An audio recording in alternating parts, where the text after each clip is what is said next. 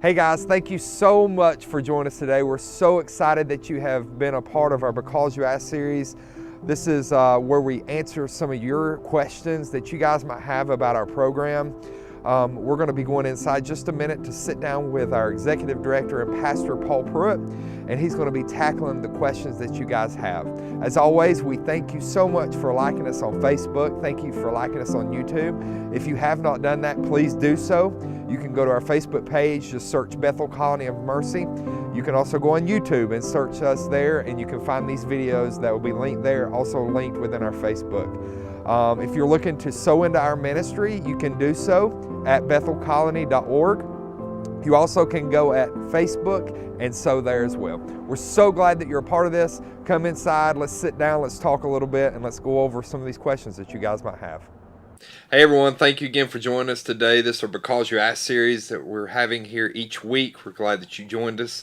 Sitting down with Pastor Pruitt again. Thank you, Pastor Pruitt, for joining us. This week's question, Pastor Pruitt, is a common question that we have here at Bethel, and it's, should I detox before I come to Bethel? Absolutely. Good question. Question perfectly related to what we do every single day. Let me simply answer it with this. Yes. Yes. Yeah. Now, let me qualify that a little bit. There are certain drugs that may not necessarily need detoxing, a medical or professional type of detox. Right. Like crack cocaine doesn't need a medical detox. Methamphetamines usually doesn't need a medical detox. Right. But there is reasons, medical reasons, sometimes you need detox there. But just make sure we clarify so everybody knows, Bethel's not a medical facility. That's right. So we're not qualified to do detoxes there. We are teaching ministry. When you come to Bethel, we're ready to start discipling you, teaching you, helping you overcome. So you've got to get past that physical withdrawal for us to actually start being able to help you. So we require a minimum of 5 to 7 days of being clean before you come to Bethel. In clarifying about those that need or may need medical detox, usually those who've long-term on alcohol, heroin, or any type of opioid, Suboxone, methadone, or even barbiturate, Xanax, stuff like that, tend to need a detox. Most detoxes run between 7 to 14 days. Just depending on the need. Some have extended on to 30 days. The need of that person's safe detox there. That person, why is it dangerous for them to do it at home, and why can't we do it here? Why do they need medical? Well, people sometimes have DTs, seizures, sickness and withdrawals, that their blood pressure and blood drops there. So they need that medical help that we can't give here at Bethel Colony. On the other side as well, those who are doing opioids, they may feel like through the detox process they're going to die. A lot of times medically they won't come to that point, even, but they'll feel like it. Yeah, sure. They're aching, their stomach is messed up, they're going to the bathroom, they're getting sick, so they feel like they're going to die. Yeah. So they need that help, not just to get through to make sure they don't have any medical complications, but that restraint, that inside of a hospital where they don't have access and people can help them cut down some of the physical so they can actually get to a place that they can get help. Right. So some need that surrounding area or help through a medical facility to do that there. If the detox gives you that person prescribed detox process to go home with, like Suboxone, Subutex, methadone, then you need to understand, if you don't understand what that's all about, you need to understand you're still using a type of opioid so you're just doing outpatient detox. So you're not done yet. You can't make plans to come to Bethel yet, because even though you may feel a little bit better and they're giving them, you're taking a Subutex or something like that, you're still going to go through a detox. Right. And Many have reported to us that detox on Subutex or Suboxone has almost been just as tough as coming off heroin. It is. There. It is. I've been there. Speaking for your Yeah. personal experience there. Yeah, It yeah. is. It's longer. It can be sometimes drawn out up to 30 days, just not feeling good, feeling lethargic, slow, achy feelings. Flu-like symptoms is Right. what it's like. It's like having the flu. Okay. So there you're hearing it all firsthand there of what it feels like, and so to be successful, to come to Bethel, you need to have this part behind you. Sure. So once you've completed your last dosage there of Subutex or detox, you need 5 or 7 days before you come here. Part of the reason of that is so you know, are you ready?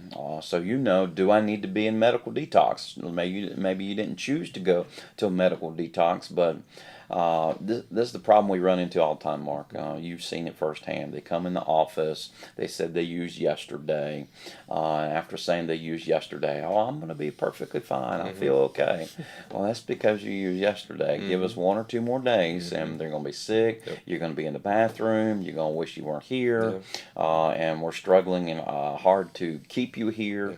Don't want to go through our processes a lot of times. They just want to do their own thing and lay down. Yeah. That's typical, instead of doing what we ask of them. Right, and we're ready to teach you. We Right. asked you to come with that mindset. Right. We're ready to help you overcome.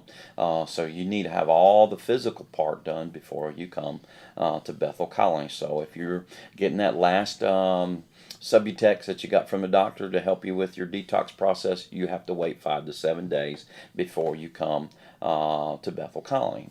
I need you to understand this. This is part of the other fear that we get, Mark, Right. a lot of times is, well, I'm going to lose my bed. No, you won't. No, you won't. We're not going to take your bed away and just give it to somebody else there. If you truly need help and you're being honest about the situation and you need to go to detox or you need to wait a few more days to get past your sickness, it's okay. All right? We'd rather you do that before you come here. So just communicate that to Mark in the office there, and he'll reschedule you out for a few days, and you stay in communication with him, and he'll help you get back in a few days from now. But what is hard and difficult on the family, on them, is when you come in and you haven't been honest, and then you want to go to detox afterwards, and somebody's got to come get you. You just drove in 4 hours. Now you got to find a detox somewhere. They got to come pick you up, go take you to detox, and then when you're gone 5 or 7 days or 14 days in detox, then you got to turn around and come back and start all over again. Make the arrangements for somebody to come get you a detox. To Right. Come back. Yeah. And honestly, during that time, in that 7 or 14 days, we could already been helping somebody else. Sure. You've run this big old circle in your own life, in your family's life, or whoever's helping your life, wasting more time, money, resources there. So, and part of change and part of having a new life is learning to be honest Sure. about our situation. So Sure. be honest with us. Nobody's mad at you. We know you're finally making some steps to change. So let's be honest about what this change looks like and the steps of getting here to Bethel Colony. Sure. There. Sure.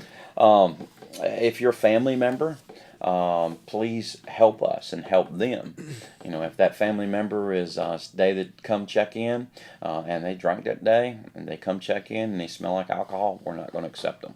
If they've used drugs that day, we're not going to accept them. You're going to have to turn around and go back home and rearrange another day to come in. So it'd be in your best interest to be part of this, to help them keep accountable, to help them be successful in coming to Bethel Colony. So one, you don't have to make the circle of coming back and picking them up or ride 4 hours and find out that they drunk right before you picked them up in the car, and then you've got to turn around and go back because we won't accept them in when they're intoxicated. So it would help you and help them as well. And all of this is to set up this individual, this student, for success. Because if they come in with a sober mind and willing to come, they're going to be more successful in retaining the wisdom, the knowledge, the practice, the principles, and this relationship with Jesus Christ there. Scripture says in 1 Peter verse 8 and 9, it says, "Be sober, be vigilant, because your adversary, the devil, walks about like a roaring lion, seeking whom may devour. Resist him and steadfast in faith." So we've got to be sober minded if we're going to walk out this faith, and knowing that the devil doesn't want you to be sober, don't want you to have a relationship with God, and we can't help you if you don't come in with a sober mind. That's right. That's right.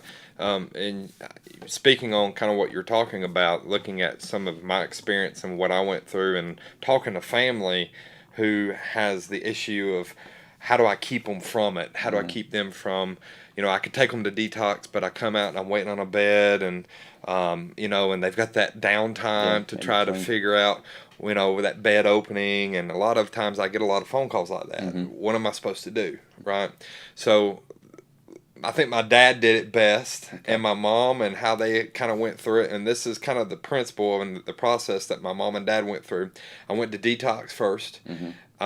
Whenever I got out, my dad told me I was going to be like a kid again. 8 years old. He said, "You're glued to my hip." He said, "I'm taking your phone. I'm taking your credit card. I'm taking any card, any financial way of getting money. You're getting no access to the internet, because you can use Facebook now, Messenger, things like that, to be able to access people that you might not need to be accessing. If you're on the phone, if you need to call anybody, we're there. We're hearing the phone conversation, and you're glued to us. This is it. Vehicle. Nothing. Took the vehicle, took anything that I had any access to outside world. I was basically secluded to my parents' house. And I know a lot of people can't do that. I get it. But if there's possibilities and ways of being able to somehow make some of that happen, do it, because that is key within getting them and keeping them sober during that time before the bed opens up here. Because there is sometimes some wait time that you have to get in here. Used to, it was probably month and a half. 2 to 3 months before I got to Bethel. So me, it took a month.